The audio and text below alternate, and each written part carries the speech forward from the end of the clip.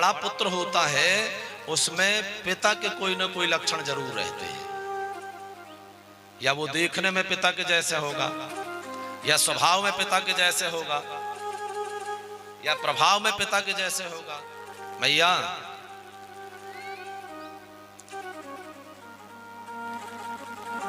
जो बड़ा पुत्र है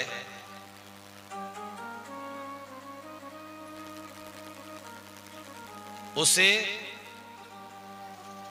इसी कारण से हमारे शास्त्रों में वर्णन है कि बड़े पुत्र का नाम नहीं लिया जाता। भैया क्या नहीं लिया जाता?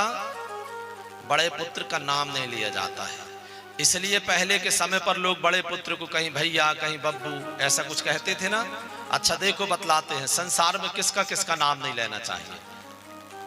अपने पति का नाम नहीं लेना चाहिए भैया, अपने पत्नी का नाम नहीं लेना चाहिए, क्योंकि शास्त्रों में लिखा है कि अपने से श्रेष्ठ व्यक्ति का नाम नहीं लेना चाहिए। अब श्रेष्ठ में देखिए कौन कौन आते हैं। पति का नाम नहीं लेना चाहिए, पत्नी का नाम नहीं लेना चाहिए, बड़े पुत्र का नाम नहीं लेना चाहिए, अपने गुरुजी का नाम नहीं लेना चाहिए, अपने पिताजी का नाम नहीं लेना चाहिए। लेकिन उनके सामने ऐसा नहीं कि माघ मेला में गुम जाओ आप कभी धोखा से और लोग पूछे कि तुम्हारे पति देवता का नाम कहा नहीं ले सकते हैं, कहा पापा का नाम कहा नहीं ले सकते हैं, कहा बेटा का नाम कहा नहीं ले सकते हैं। तो गाय भैंस पानी की नहीं है ना। तो दो तीन चीजों की सावधानी रखें। पहले तो भैया सब लोग जो है कई माताओं को बताओ अपना ही नंबर पता नहीं रहता है, तो कम से कम एक आध दो नंबर याद करने की आदत डालें, है ना। जब से ये मोबाइल हो गए तो लोगों को नंबर याद नहीं है ना। तो सबसे पहली बात 2-4 नंबर याद करने की आदत डालें। दूसरी बात, किसका किसका नाम नहीं लेना चाहिए भैया?